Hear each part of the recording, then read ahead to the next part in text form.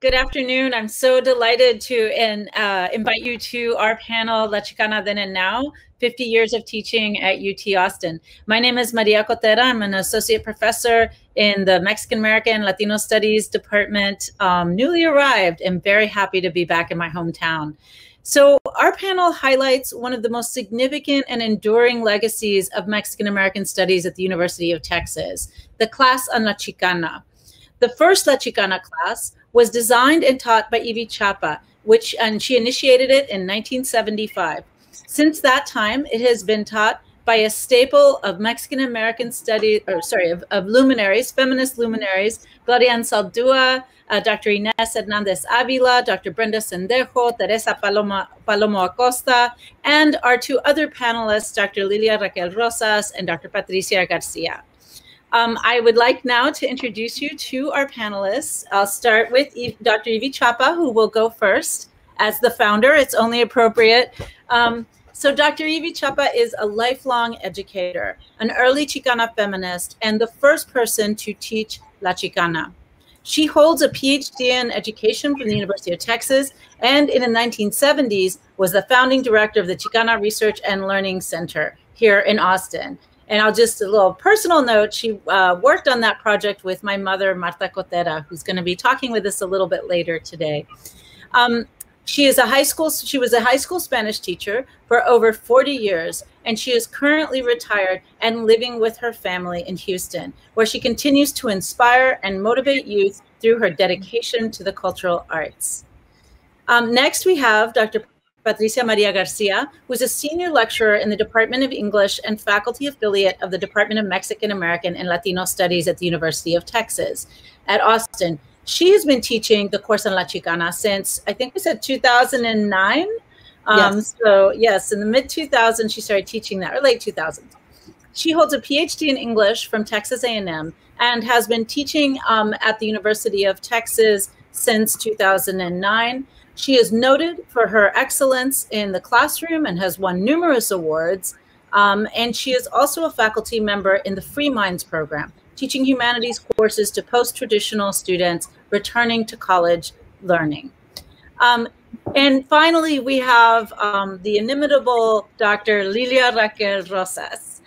Originally from San Francisco, from the Bay Area, she has resided in the South Side and East Side of Austin, Texas for over 2 decades. She's the executive director of the nonprofit Red Salmon Arts and caretaker of Resistencia Bookstore, Resistencia Books, which are both dedicated to Chicanx, Latinx, and indigenous cultural arts and programming and serving the communities of Austin and Central Texas. She holds a PhD in history from the University of Texas at Austin and is presently an adjunct professor at St. Edward's University and the Department of Mexican American and Latino Studies at the University of Texas at Austin, where she currently teaches La Chicana.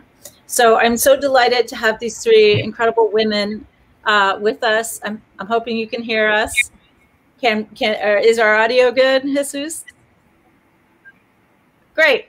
Okay. So I think we want to start off first with Dr. Evie Chapa, who will lay the scene for us in terms of how she first conceived of the class, got it on the books, taught it, and the context of that time which was in the early years of the Center for Mexican American Studies, just as it was beginning as a center at the University of Texas.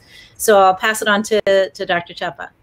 Thank you. It's a pleasure and an honor to be here today with these fabulous women and with our great audience. If you take time to learn something new, you are a great person. As an educator, that's how I feel about people learning. So, how do you do this? It's very difficult to go back and reflect and think about how things got started. There was a group of Chicanas who worked through the university in terms of the students there.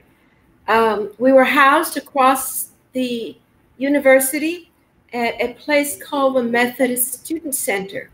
It's not there anymore. I drove past one day and it's gone, unfortunately. But it was kind of like the Ethnic Center. The Chicana Research and Learning Center was there, and I was part of that. The African American players were there. The Hidos, a literary magazine, was there. There was one more group, I can't think. But you get the idea of what the director was trying to do to bring cultural diversity to the drag and to the university, which at the time was just now beginning to accept Chicano studies. And there was a center, and I don't know how old it was, but it was a novice. It was a novice organization. But the sad part about it, when we finally decided that we needed to put together the Chicana class, the Chicana studies, we did not receive the support that we thought should be coming from the Mexican American Studies Center. The professors involved were not supportive, and what was required was a document with lots of questions, I put my resume, the curriculum, and we needed somebody who was going to support us in terms of being the vouchers. They vouched for us. And we could not find somebody at the Mexican American Centers, but a young professor, a young history professor, Dr. Armando Gutierrez, took me to see Dr. Herschel, and he supported. He said, do what you need to do. I don't have to check it. I know you'll do it well. If you're a friend of Armando, I know you'll do it well. And he just signed off on it, and off we went. I had to have 10 students. I had 12. Now, there's method in our madness. We were trying to put together a Chicana bibliography. And the young ladies who decided, they knew this. They knew this was going to be their project, and they decided that they would go ahead and get the credit for the class and help with the research. We eventually produced, let me whip out a copy here, La Mujer Chicana, an annotated bibliography, not very thick because there wasn't that much material. But with the help of all of these young ladies, we slowly and surely began to build this base. The first class was taught in a thematic mode. There wasn't anything that I could take and go from the Chicanas of the revolution through the movement. There wasn't anything that would flow through that. It was like documents, just documents. At the time, the Chicanas were putting together magazines and writing about ourselves. Hembra. You even found some work in the Civil Rights Digest on the Chicana. So we started the class with a document I had created on Mexican American women in education. The title was The Role of the Chicana in the Educational Process. It was presented at the Education of the Mexican Americans, a conference sponsored by the Mexican American School Board Members Association, the Texas Association for Bilingual Education, the Association of Mexican American Educators, and the Chicana Faculty Association of the University of Texas at Austin. Now, how I snuck a place in that hallowed group of people, I don't know, but I did, and there was a presentation, and that was the first document that I used for the first class. That I remember. From there on, we went into, like I said, thematic approach, and we just found what we could use from the bibliography. We went to the Chicana publications like those I just showed you, the Chicana Feminism and El Movimiento. There was a lot of early material on that. Education, health, history, labor and employment, la cultura, la familia, machismo, politics, social issues such as just the ones you have now: childcare, prison, rape, religion, sexual stereotyping. That was big. Sexual stereotyping. They stereotyped us down to nothing. We were nothing. We could do nothing. We couldn't teach a class at the university level. We were down to nothing. And then we did add a little third world woman section as we found it, but mainly we tried to stay. That's why it's a slim but powerful document within the framework of the Chicana. What was there about the Chicana? And as I said, very little, but it was the avalanche. Oh, I don't think I mentioned the avalanche yet. There are certain periods in history that I call the avalanche periods, where it's like you stick a stick of dynamite into a mountain of snow. And that stick of dynamite was the Chicanas at the University of Texas working. And then after that, it exploded and the avalanche just brought down so many wonderful women writing fabulous things, researching, even writing about their moment of what was happening, the Chicana movement, writing about personal things. But some of us were looking into history and trying to fill in our background. And we found a lot of people. Emma Tenayuca, the labor leader. Later, I think I've mentioned her already. Ellen Ochoa, the astronaut, brilliant woman. My God, she holds so many patents. Y'all need to look her up if you haven't read about her.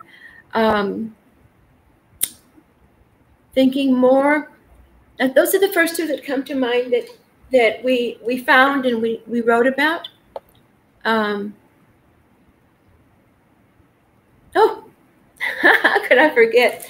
There were two gentlemen at the center who found two women that were they're just incredible. If you haven't read about them, look it up.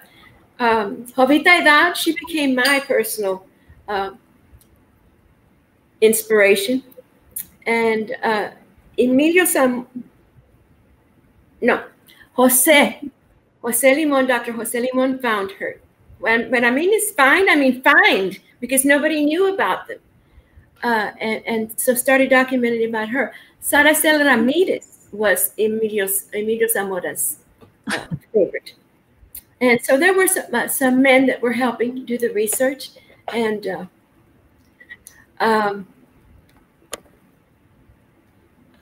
not coming to me, but it's okay. Oh, Carmen Lamas Garza, a contemporary, but my God, what a woman. She's housed, her work is housed at the Smithsonian. She's an incredible Chicana artist. Yeah, I could go on and on, but what I'm doing now is just kind of recollecting periods of when we found this, and you go back and look what we found, and people would run to the center, to the Chicana Research and Learning Center, all excited, and jumping up and down. Look what I found! Look what I found! It was such an I got chills. It's such an exciting period. What I'm glad about is that what we did still exists today, and anywhere you look, the syllabi of these two lovely ladies with me is incredible. It's like 10 pages long. I didn't have any of that material. There was no material. I couldn't pull out my little phone and punch a button because we didn't even have that. We barely had a computer. And I had to borrow that one. Mainly, I worked on the typewriter. It's not coming to me, maybe with some questions, but I just wanted to set the scene for you, starting with nothing and building all the way 50 years later to this fabulous. Oh, I did a little study. I forgot I was a Ford Fellow. One of you was a Ford Fellow also. And I got money to write to all the universities and find out who had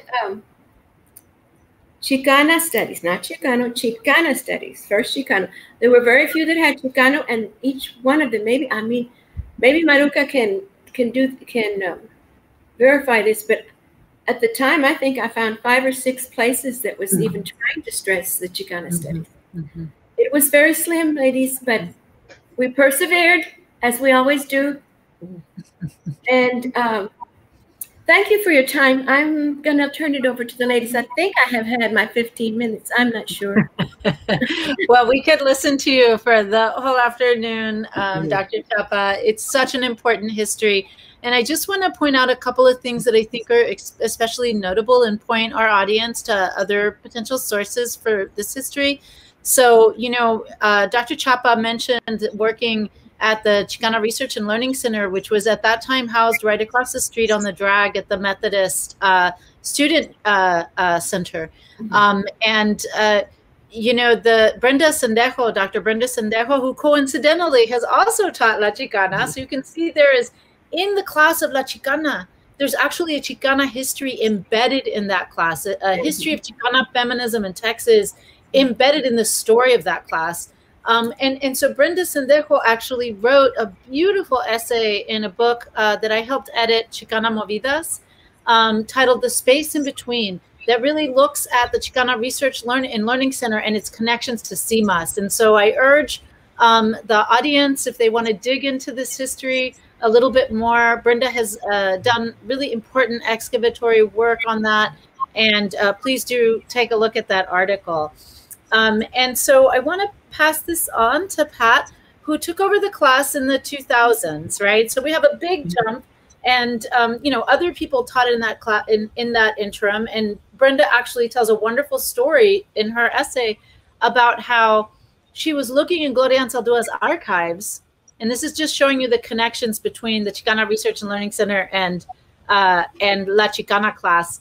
She was looking at Gloria Anzaldua's archives, who taught the class in the 70s, and she saw that Marta Cotera, who had just published Diosa y Hembra in 1976, had visited the class and done a guest lecture. And Brenda looked at her notes, Gloria Anzaldua's notes, where she wrote down notes while listening to Cotera speak about las diosas in the pantheon of gods in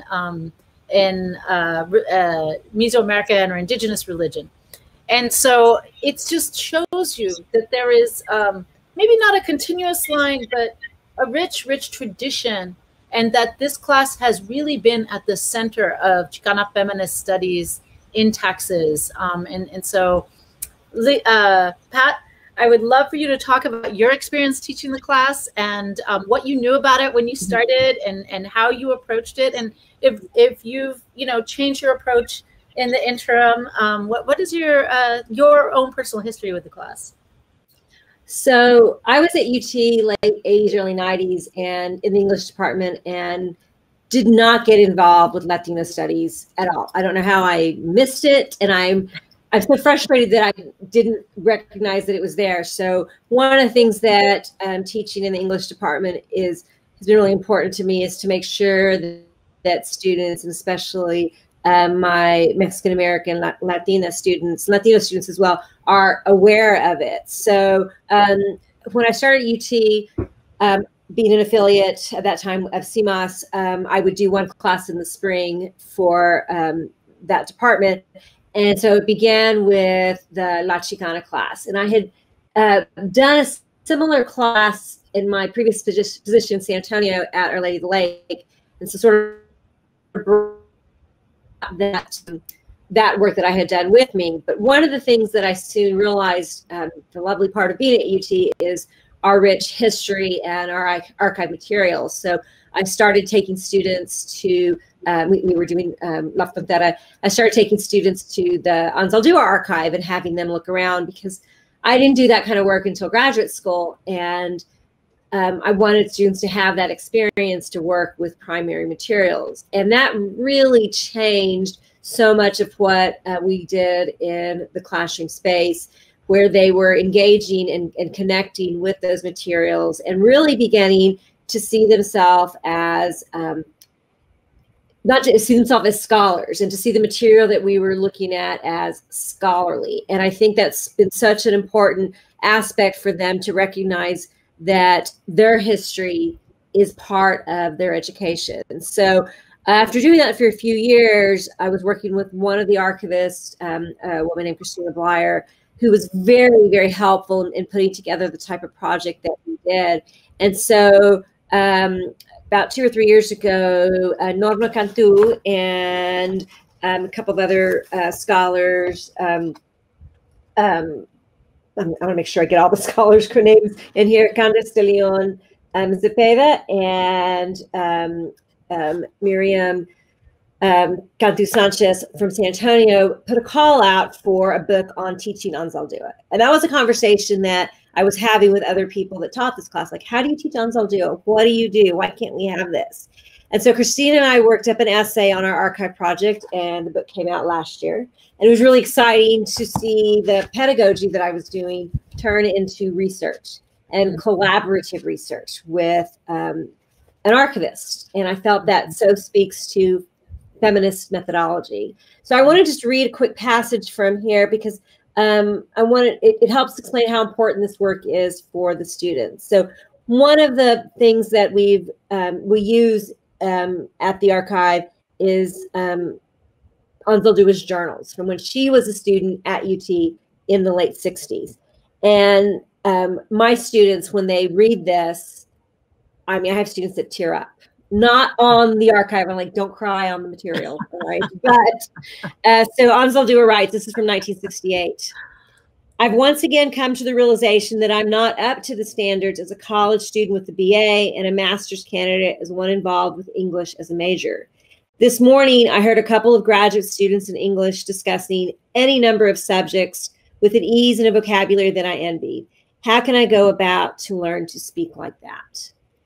And my students and I talk about how we've all felt like that, how they feel like that, and how this class and this research makes them feel a part of the space. So one of my students whose work I included in this essay wrote about, and this is a quote from the reflection essay she did on the project. She said that this project, quote, helped decolonize a space where I wouldn't have seen myself in before. And that's our own Ashley Nava, who works with CMAS now. And we're just so excited that she's been part of the university and come back again to sort of like he says to pay it forward. And so that just has always stuck with me about making them feel this space. So I was teaching this class last spring when COVID happened. And before COVID, Fridays in the class was sort of open discussion. As long as the student group leading the discussion connected it somehow to the readings, we could have the discussion on the topic. And so we talked about safety on campus. We talked about pressure to get married. We talked about gender roles for both men and women. I mean, it went in so many different directions. And when we got back into Zoom after COVID, students were really happy to see each other. But one thing I noticed is that the conversations weren't always as open, as free. And I realized that for those students, many of them were home. And, you know, mom was in the next room. And they were having to, I remember a student coming to that class and she had her camera off, then she turned her camera on and she's rocking her 2-year-old sister.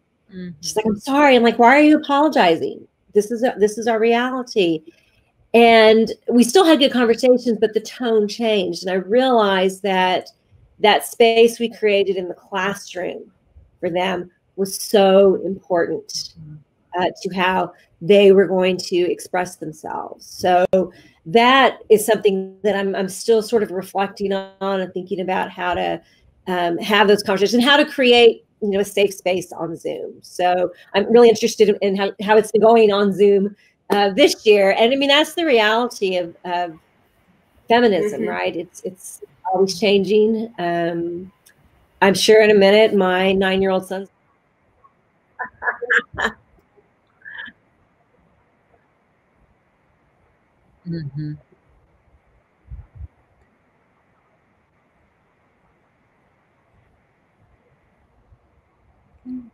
Thank you, Dr. Cotera. Thank you, Dr. Chapa. Thank you, Dr. Garcia. I say this because Evie reminded us that we worked so hard to get these PhDs, and so and so did I. And so I don't call for it often, but you know, I am a doctora and I am super proud of it. And as you can see, Kat Asata Shakur wanted to be part of a presentation today. She's constantly wanting to, so she's the one who busted it. So it's a little butt. That's what's going on. But I have such appreciation as I tell students, you know, when you are a part of La Chicana, because it isn't just a class, you're part of not only a legacy of experiences that fought to make this class be realized, but also you are now building and pushing it forward, as you're saying, Pat, into what it could be. And so what I, as a new hire at UT, what I did was I tried to go through as many of the syllabi that I could get my hands on.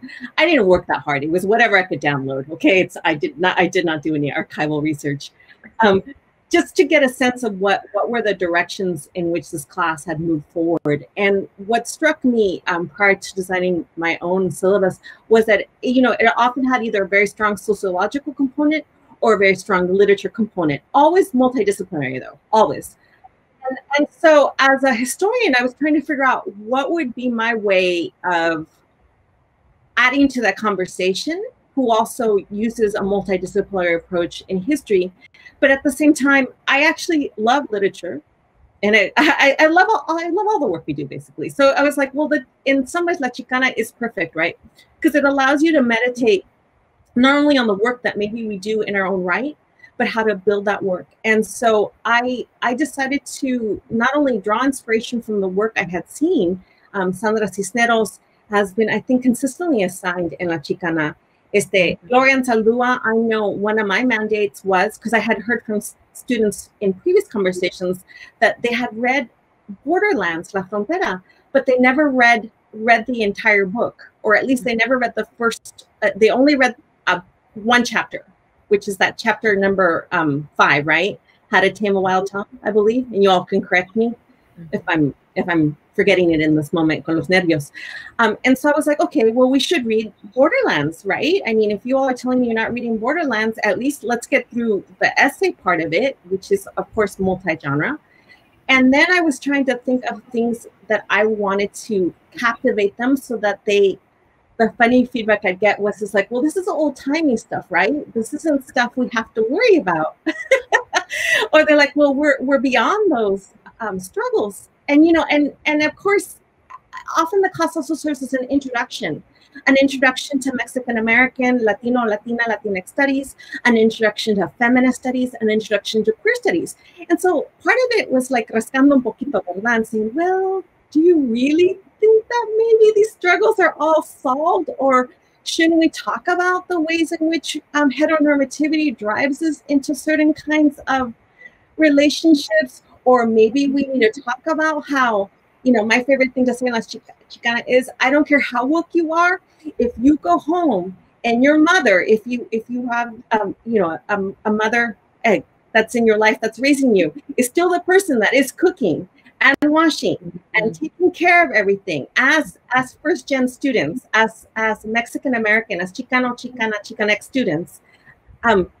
If she's doing that labor, and you all don't even think twice about it. How woke are you in your feminism if you know that you can count on that labor? So let's get real.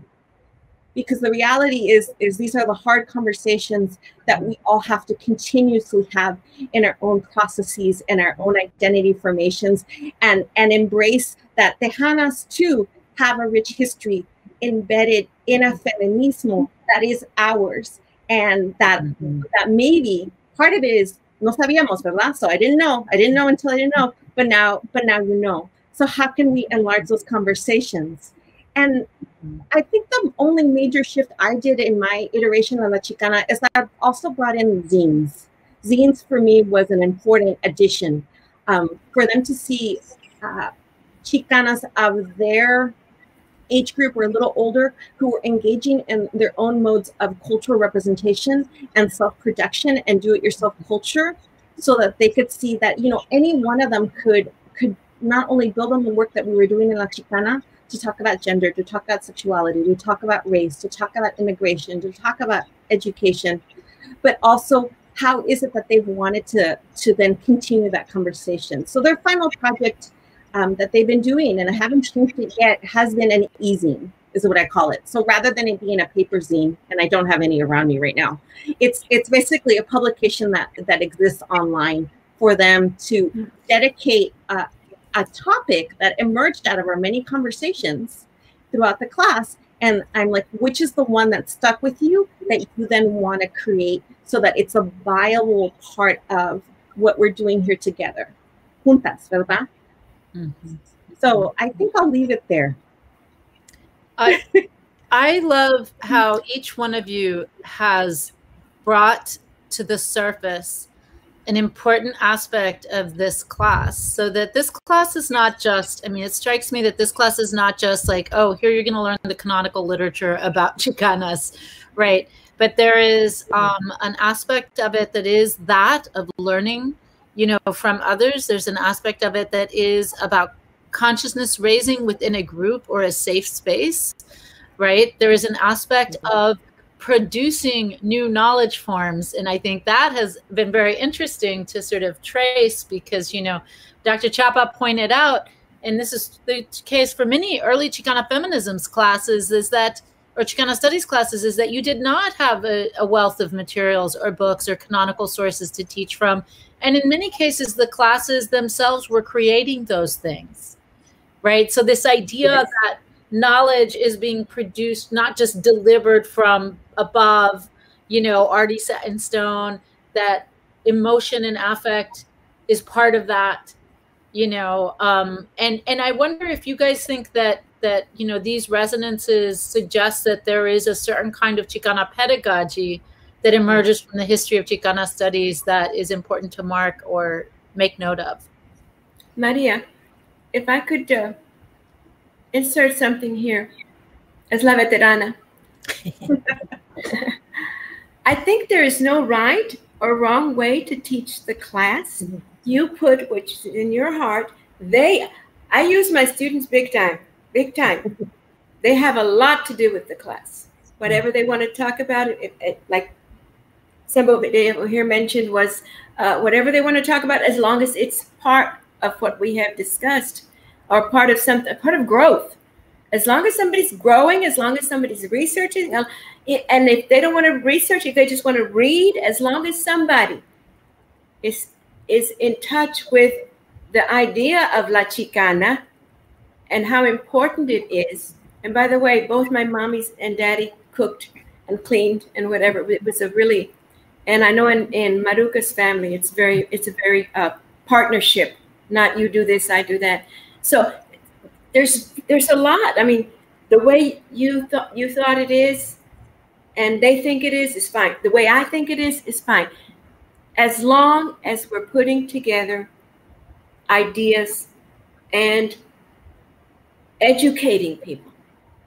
They're reading, for God's sake. Do you know how many kids don't want to read? Don't want to read. At my level, that's at the secondary level. That's, oh my God, it's rampant. As long as they put something in here and can pass an AP test, when you come from that neighborhood I taught, I was happy girl. I was happy girl. So ladies, whatever you're doing, you're right, because you're doing it. And your students are doing it. I just want to say that. When you're saying about reading, one thing that I love, and it happens with different, it happens with House of Manga Street, it happens with La Frontera. I've been teaching the work of the writer Reina Grande last years, and I've been lucky enough I brought it to CMAS and Mall's broader campus, and we actually did, we're reading her in my other Mexican Lit class, and we were able to do Zoom. And but one of the things that I love is when students tell me, I love that book so much, I gave it to my mom to read. Oh. And I hear that in this class so often, that they're sharing it with the mom, and we're talking about it. And, you know, I do that too. I share, my mom was a English teacher and Spanish teacher, and is still a big reader. And so I give her a text and we have these conversations. But to hear my students say that, to giving that to their mother, and I was really thinking about what you said about, you know, what do they recognize about the labor of their own home, right? That was one of the conversations that came up on those Fridays where we would really just share with one another. That's so powerful, because they realize that paying it forward is not just about, you know, helping the next generation, but thinking about where they came from and how do they change that dynamic. And that, I think, is really important for them to think about how feminism is not just theory, but it's practice as well. Crucial for them to realize that. I thought of one other little gem to pass on. It has to do with, well, of course, reading. That's how you learn a language. You read. Dr. Stephen Krashen, his big secret, he says, my big secret of how you learn a language is you read. So that's really big. And our kids aren't reading, but the big important part of what they're not doing is thinking. So it's very important what you just said, that to think about the ideas, to get them to think. And I'm sure that Friday you missed very much because they were doing their thinking and sharing during that time. They were processing what you had done for the week or the however often you had them. And so that's something that I think a lot of educators need to start focusing on. They don't know how to think. They truly do not know how to think. They're so busy watching what's on the screen there or the screen in their living room that they're not thinking. They just accept whatever somebody throws at them. So I think that's something that we can stress in our classes. I think what I also, to add to that, what I appreciate about La Chicana is, for the most part, at least in the classes, the versions I've taught, they've been small. So it's usually maybe 25 students. So it allows, as you were saying, Pat, this ability to wield, and I'm speaking of pre-COVID, yes, a safe space, a brave space where through the reading, then those real life stories come up. And I always tell my students, I go, you can share whatever you want. If you want to share as it relates to the reading, that's fine. If you want to share something that relates to your story, that's fine. If you don't want to share anything that has to do with your story because now is not the time, that's fine. If you want to ask me something about my story that suddenly you got curious about, maybe it's fine, maybe it's not. It depends on what I'll tell you what I want to share, And so sometimes the conversations, the 21st century, we're thinking, I'm always a little shocked. Caramba, do we have to have a conversation on consent when we talk about sexuality and sexual expression? Well, in my classes of, in La Chicana, yes. When we talk about reproductive rights and justice, well, just consent and relationships is, something we should be having. And rather than saying, no, in this class, this shouldn't be happening. Why didn't you get this somewhere? I'm like, no, let's have that conversation. How did, whatever we read in Cisneros or in Anzalúa or in Virginia Grice, I also use quite a bit of Virginia Grice. How did that maybe cause us to think about beyond what is just being shared here by these authors? So I guess, Maria, to answer your question, I think the pedagogy that surrounds this Chicana studies is this willingness not only to be so readily adaptable, and we do it well, but also this ability to always treat it as something that is like a river, ¿verdad? It's never finite. It's constantly moving, and we don't know exactly where it's going to go. So we're constantly trying to figure out, how do we continue to expand it, and also how do we slow it down when we need to, right? And I think that there's a beauty to that. Mm-hmm. Mm-hmm. And I also, thinking about all of what you all said, applying sort of the text that you read or the theories that they engage to personal experience and reflecting, how does this kind of, apply to my own experiences, either in the home or with partners or whatever. So yeah, I think that's really interesting. We do have a question from the audience, and it's for, I know, but it is for the folks teaching the class now, and they would like to know if you still have to fight like Dr. Chapa did to teach the class, or if now it's an accepted part of the curriculum and counted like other classes and all of that. Good question. Mm-hmm. I think it is an accepted part of the program. I mean, there is no doubt about teaching it. And I think one thing that I've recognized over the last few semesters that I've taught it, and I think it's coming out of the work of many different people, but especially, Brenna's amazing work in documenting this and work like this panel, is how this class is part of the history, right, of Chicana and Chicana studies here. I do think one of the questions that, we've been, and I'm starting to grapple with, is how do I get them to understand Chicana feminism and La Chicana in the context of Latinx feminisms, right? And how we come up with that question. And I know, again, we're learning, right? We're coming up with other ideas, but I mean, I started teaching, they're like, do you want to teach this class? I'm like, yes, I would love to teach this class. So, and it's one of those that's on my sort of rotation of courses that I do for MALS.